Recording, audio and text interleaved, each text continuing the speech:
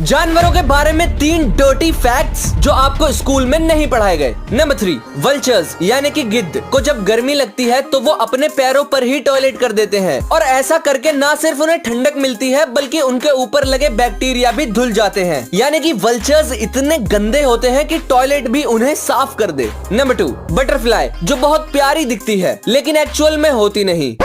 कुछ तितलियां मौका मिलने पर खून, पसीना और यूरिन भी पी जाती हैं। खतरनाक बात यह है कि अडल्ट बटरफ्लाईज कभी शौच नहीं जाती, यानी कि ना कभी टॉयलेट करती हैं और ना ही पॉटी, लेकिन फार्ट करती हैं। नंबर 1, लेडी बग जिसे हम बचपन में फेल पास खेलते थे। ये मासूम सा जानवर जल्दी बड़ा होने के लिए अपने छोटे, मुलायम और जायकेदार भाई बहनों को ही खा जाता है।